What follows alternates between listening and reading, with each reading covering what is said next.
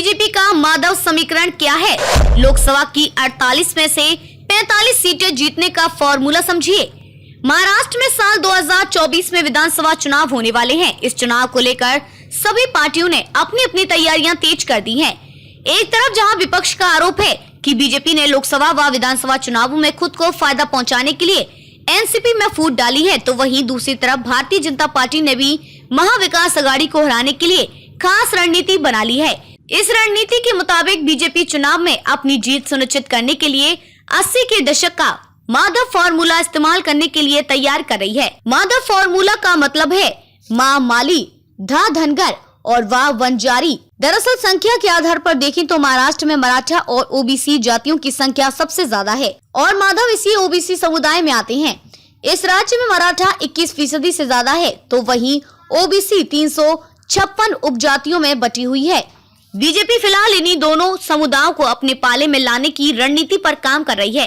माधव समुदाय को खुश करने की कोशिश में बीजेपी माधव ओबीसी समुदाय में आते हैं, जिन्हें खुश करने के लिए अहमदनगर का नाम बदलकर अहिल्या नगर कर दिया गया है। बारामती गवर्नमेंट मेडिकल कॉलेज का नाम भी अहिल्या देवी होलकर के नाम पर किए जाने का ऐलान किया गया है।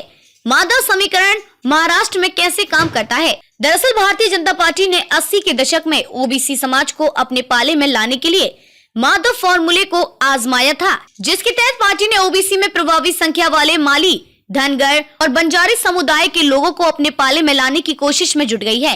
अहमदनगर का नाम बदलकर अहिल्या देवी होलकर रखने के पीछे का कारण भी यही माना जा रहा है। धनगर समुदाय अहिल्या देवी होलकर को भगवान की तरह पूजते हैं।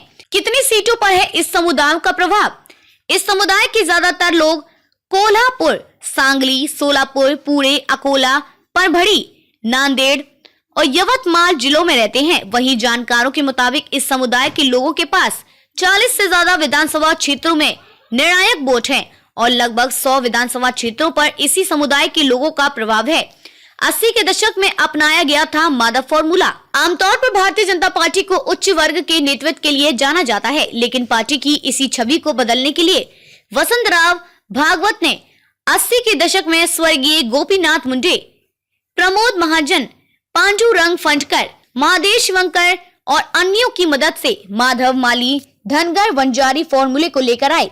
गोपीनाथ मुंडे ने साल 2014 में होने वाले चुनाव से पहले भी इस समुदाय को साधने की पूरी कोशिश की थी। बीजेपी ने चुनाव से पहले धनगर समाज को अनुसूचित जनजाति का दर्जा दिलाने का वादा किया था और पार्टी को इसका फायदा भी मिला और बीजेपी इसी फॉर्मूले पर आगे बढ़ाती चली गई।